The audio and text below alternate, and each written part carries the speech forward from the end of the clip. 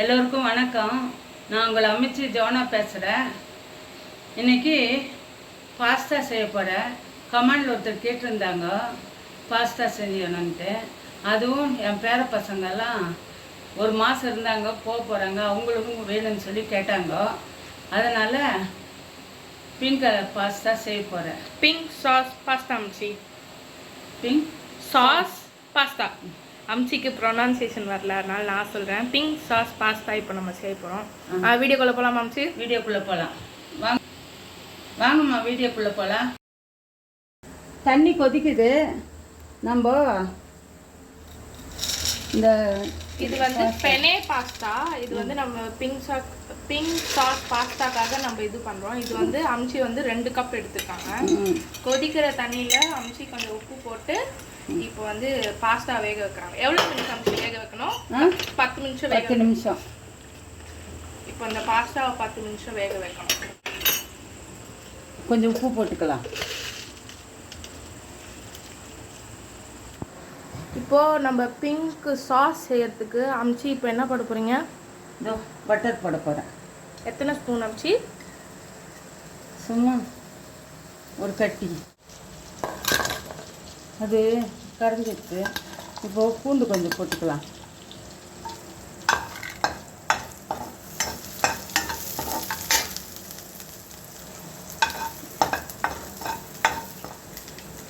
கொஞ்சம் வெங்காயம் போட்டுக்கலாம். எதை வச்சு அம்ச்சி இந்த பிங்க் சாஸ் பண்ண போகிறீங்க? இதோ பீட்ரூட் தான் மெயின் கலர் அம்ச்சி. Main colour. ஓகே அம்ச்சி. பீட்ரூட்டும் குடமிளகாவும் போட்டுக்கலாம். சின்ன ஸ்பூனில் அரை டீஸ்பூன் உப்பு போட்டுக்கலாம். தேவை இருந்தால் அப்புறம் போட்டுக்கலாம்.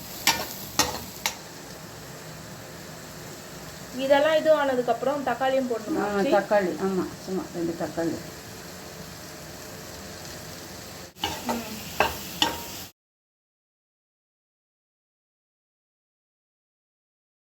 பாஸ்தா வெந்துடுச்சு. இப்போ நம்ம வடிகட்டிடலாம். ஆஃப் பண்ணிவிட்டு.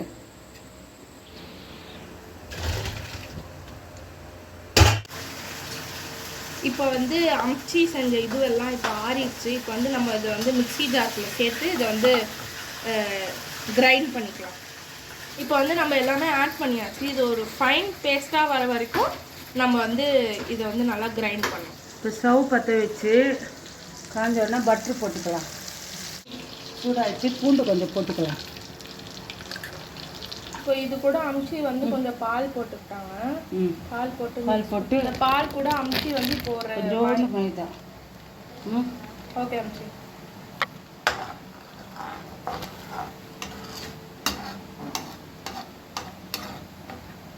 இப்போ இதில் கட்டி இல்லாமல் கலக்கிக்கணுமா அம்ச்சி?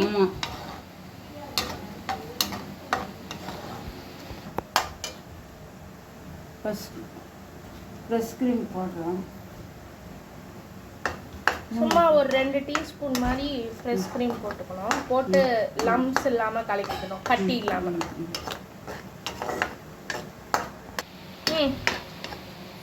இப்போ அம்ச்சி வந்து அரைச்சதை ஆட் பண்ணுறாங்க.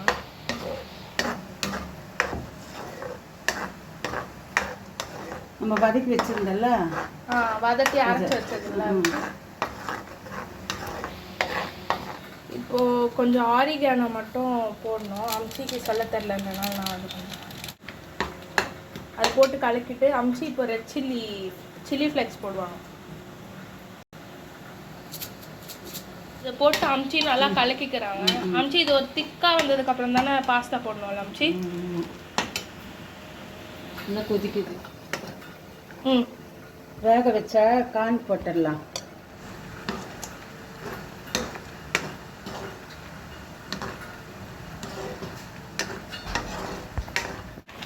இது திக்காயிடுச்சு. இப்போ அம்ச்சி வந்து இந்த பாஸ்தா போட போகிறாங்க.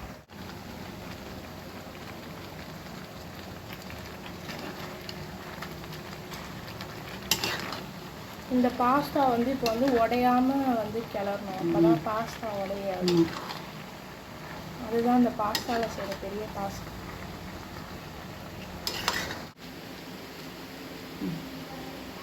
இது மேலே சீஸ் போட்டு இப்போ வந்து அது கூட எதனா லிட்டு வச்சு மூடிட்டா சீஸ் உருகிடும். ஆமாம்.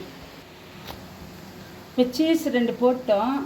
இப்போ நம்ம ஸ்டவ் ஆஃப் பண்ணிவிட்டு மூடி வச்சிடலாம்.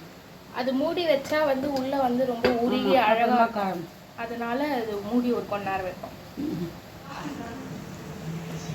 இப்போது சுவையான